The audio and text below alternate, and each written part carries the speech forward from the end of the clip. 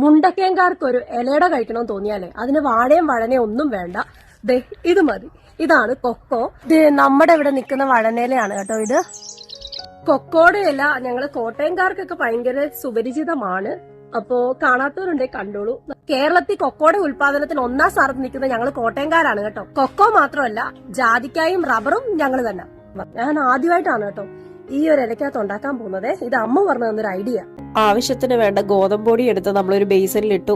പിന്നെ തേങ്ങ ചിരണ്ടിയതിനകത്തോട്ട് നമ്മളിതാ കുറച്ച് ശർക്കര, നമ്മൾ ഈ കിഴങ്ങിന്റെ ഒക്കെ തൊലി കളയുന്ന സാധനം വെച്ചാണ് കേട്ടോ ഞാൻ ശർക്കര ചിരണ്ടിയിട്ടത്. പിന്നെ നമ്മള് ജീരകവും ഏലക്കായും ചതച്ചത് ചേർത്ത് കൊടുക്കുന്നുണ്ട്. പിന്നെ കുറച്ച് വെള്ളം കൂടെ ചേർത്ത് കൊടുക്കുന്നുണ്ട്. നമ്മൾ കുഴയ്ക്കുമ്പോൾ അടപ്പരുവത്തി വേണം.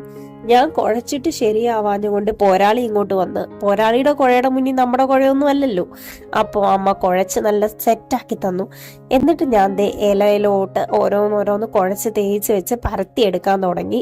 അങ്ങനെയല്ല അടുക്കി മടക്കി അതിന് ഞെട്ടിങ്ങനെ ഇടയ്ക്കോട്ട് ഞെക്കി വെക്കുകയാണെങ്കിൽ അത് ആ സെറ്റായിട്ടിരുന്നോളും കേട്ടോ. എന്നിട്ട് ഒരു 10-15 മിനിറ്റ് ആവിയായി. മഴയില്ലല്ലോ എന്ന് ഓർത്തുള്ള വിഷമമായിരുന്നു. മഴ പെയ്യാൻ തുടങ്ങിയായിരുന്നു. കുളിയൊക്കെ കഴിഞ്ഞ് വന്നപ്പോൾ കഴിക്കാന്ന് വിചാരിച്ചു. ചൂടൊക്കെ ആറി കഴിക്കാൻ നല്ല സുഖമായിട്ടുണ്ടായിരുന്നു. അത് കഴിഞ്ഞപ്പോൾ അമ്മ നല്ല ഒന്നാന്തരം ചുക്ക് കാപ്പിയും കൂടി ഇട്ട് തന്നു. ഇതിന്റെ കൂടെ ചുക്ക് കാപ്പിയും കൂടെ കുടിക്കുമ്പോൾ ഒരു പ്രത്യേക ടേസ്റ്റ് ആണ് കേട്ടോ. സ്പൂൺ ഉപയോഗിച്ച് അട തിന്നേന് അമ്മേനെ കളിയാക്കുകയും ചെയ്തു കേട്ടോ. ഫുൾ വ്ലോഗ് സെനോ ഇന്ദു എന്ന് പറയുന്ന എന്റെ യൂട്യൂബ് ചാനലിൽ ഇട്ടിട്ടുണ്ട്. വീഡിയോ ഇഷ്ടപ്പെടുവാണെങ്കിൽ ഒന്ന് ഫോളോ ചെയ്തോട്ടോ.